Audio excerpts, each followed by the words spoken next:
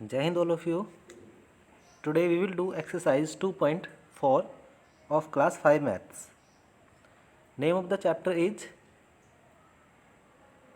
the 4 basic operations or the 4 fundamental operations. So question number 1 here is multiply the following. So 30 multiply 600. सो देखिए कभी भी अगर last में से जीरो रहती है, जैसे 30 और 600, तो आगे 2 जीरो है 6 में और 3 के आगे 1 जीरो है, तो जो लास्ट में जीरो जीरो होती है, जीरो जीरो, इन सभी को रिमूव अगर कर दें तो यह होता है 3 multiply 6. So non zero number है 3 मल्टीप्लाई 6, तो 3 मल्टीप्लाई 6 को मल्टीप्लाई करके आता है 18. तो हमें नॉन जीरो नंबर को मल्टीप्लाई करना है. सो 3 6 आर 18, और जो जीरो हमने काउंट नहीं की उन जीरो को वापस लिख देना है. सो 0 1 2 3, 3 जीरो है, तीनों जीरो को लिख देंगे. सो हमें 600 की मल्टीप्लाई 30 से ना करके हम 6 की मल्टीप्लाई 3 से करते हैं, और जो जीरो है उनको एज इट इज़ लगा देते हैं. तो हमारा जो आंसर होगा वो करेक्ट होगा. यहाँ पे आंसर आ जाता है 18,000. Now let's see the D part of question number 1. I have taken here D part. So in it 3 numbers is to be multiplied.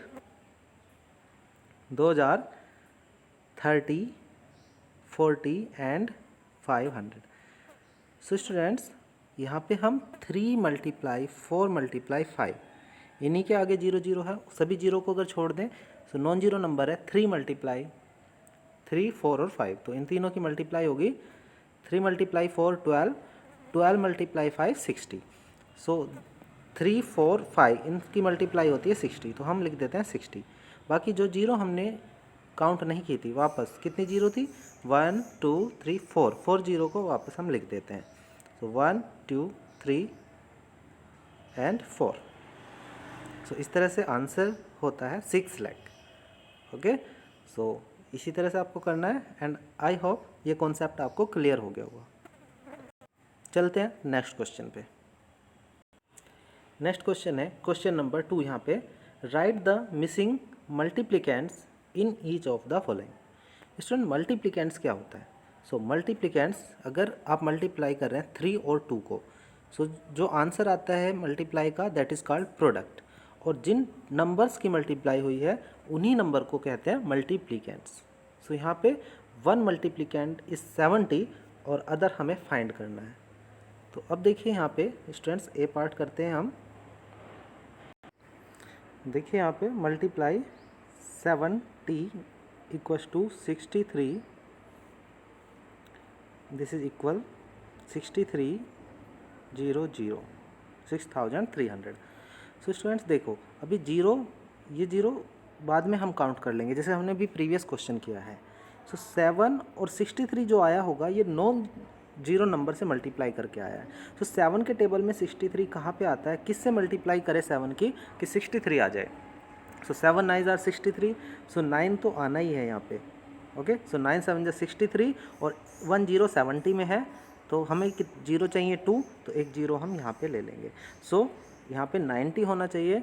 So correct answer 90 है यहाँ पे. Okay, similarly B part 60 equals to 48,000.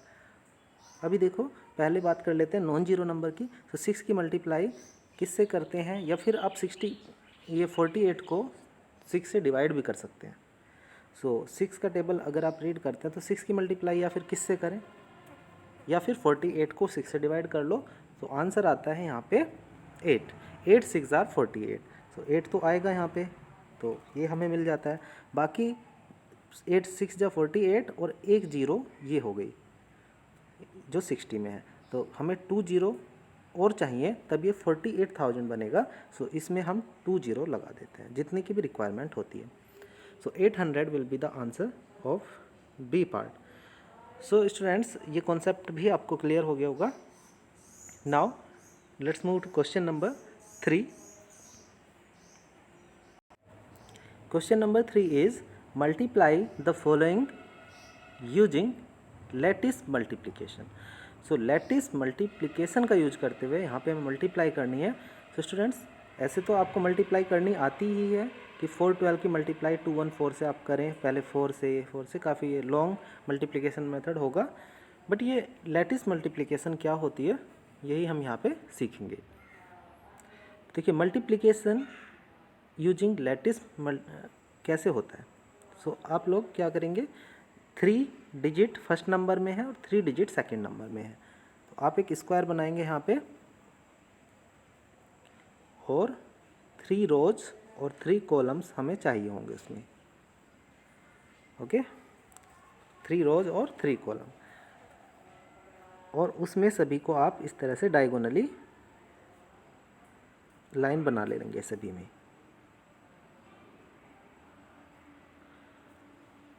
सबसे पहले आप लोगों को देखो ये स्क्वायर जो है इस तरह से नंबर बनाने से पहले भी लिख सकते हैं। वन साइड आपको लिखना है फर्स्ट नंबर 412 और वर्टिकली सेकंड नंबर लिखना है राइट साइड पे 214। अब हमें क्या करना है यहाँ पे, तो देखो ये जो एक रो है यहाँ पे, इस रो के सामने कौन कौन सी डिजिट हैं। एक तो अगर ऊपर देखते हैं तो 4 है और राइट साइड देखते हैं तो 2 है। सो 4 और 2 इस स्क्वायर के सामने डिजिट्स हैं। अब इन 4 और 2 की मल्टीप्लाई हम कर देते हैं। सो 4 और 2 की मल्टीप्लाई होती है 8। 8 को 2 डिजिट में हमें लिखना है। सो 8 को लिखेंगे हम 0 8। सिमिलरली 1, ये जो सेकंड रो है इसके सामने 1 है और 2 है, तो 1 और 2 की मल्टीप्लाई होगी। सो 1 मल्टीप्लाई 2, 2 को 2 डिजिट में लिखना है 0 2। ऐसे ही थर्ड सेल है, इसके सामने 2 है और राइट साइड भी 2 है, सो 2 multiply 2 it will be 4। Again जब हम जाते हैं सेकंड रो में, तो इसमें क्या है, जो सेल है इसके सामने 4 है और राइट साइड में 1 है, सो 4 की मल्टीप्लाई 1 से होगी। सो 4 1 की जब मल्टीप्लाई करते हैं 4 को 2 डिजिट में लिखेंगे 0 4। इसी तरह से 1 और इधर भी 1 है, सो 1 की मल्टीप्लाई 1 से 1 हो जाती है। अब थर्ड सेल में 2 है और राइट साइड में 1 है, सो 2 की मल्टीप्लाई 1 से करते हैं तो 2 की मल्टीप्लाई 1 से होके हो जाती है 2, तो 2 डिजिट में हम लिखेंगे। इसी तरह से हमें करना है थर्ड रो को भी सोल्व। तो इसके ऊपर है 4 और राइट साइड भी 4 है, 4 की मल्टीप्लाई 4 से होगी 16 और 16 2 डिजिट नंबर है, सो यहाँ पे 0 लिखने की रिक्वायरमेंट नहीं है, डायरेक्ट हम 1 और 6 लिख देते हैं। ऐसे ही 1 और 4 की मल्टीप्लाई करेंगे तो इट विल बी 4 एंड 2 की 4 से मल्टीप्लाई होगी यहाँ पे, तो 2 4 जा 8। सो इस तरह से हमें ये सभी मल्टीप्लाई कर लेनी है। आफ्टर दैट अब हमें देखना है इसको इस तरह से क्या आता है, ऐड करना है 8। सेकंड जो ये है कंप्लीट, इसको डायगोनली इनको ऐड करना है। इसके बीच में क्या क्या है, तो 2 है 0 है और 4 है, तो 2 0 4 इनको ऐड करेंगे, सो 4 और 2 6। इसी तरह से नेक्स्ट है, देखो ये डायगोनली हमें ऐड करना है 4 फिर 0 1 0 और 6, या फिर 6 इधर से भी कर सकते हैं 0 1 0 4, इनको ऐड करना है 6 एंड 1 7 7 एंड 4 11। 11 में आप कर सकते हैं यहाँ पे 1। और अब ये जो कैरी है 11 का, ये कैरी नेक्स्ट जो डायगोनली हम ऐड कर रहे हैं उसमें आप ले जा सकते हैं, उसमें ऐड कर सकते हैं, कैरी ओवर कर सकते हैं। सो देखो ये 1 है, इसमें कैरी ऐड कर लीजिए, 1 एंड 1 2, 2 एंड 4 6, 6 एंड 2 8। सो यहाँ पे 8 हो जाएगा, क्योंकि 4 और 2 6 और 1 वैसे 7 हो रहे हैं, और एक जो कैरी है उसको हमने कैरी ओवर करके यहाँ पे ऐड किया है, और ऐड होने के बाद ये हो जाता है 8। सो यहाँ से भी हमने ऐड कर दिया, 8 हो जाता है, कोई कैरी नहीं है। अब ऐसे ही नेक्स्ट में देखते हैं, सो 0 8 और 0, सो यहाँ पे तो डायरेक्टली 8 ही आएगा, और नेक्स्ट देखते हैं तो 0 है। अब हमें इसका आंसर हम लिख सकते हैं। सो स्टूडेंट यहाँ पे आंसर हो जाएगा, देखिए 0 की स्टार्टिंग में कोई वैल्यू नहीं है, सो हम 8 से लिखना स्टार्ट करते हैं, 8 8 आफ्टर दैट 1 6 और लास्ट में क्या था 8। सो ये हमारा आंसर हो जाएगा 88,168। So this is the product means दोनों की मल्टीप्लाई 412 और 214 की मल्टीप्लाई करके आया है 88168.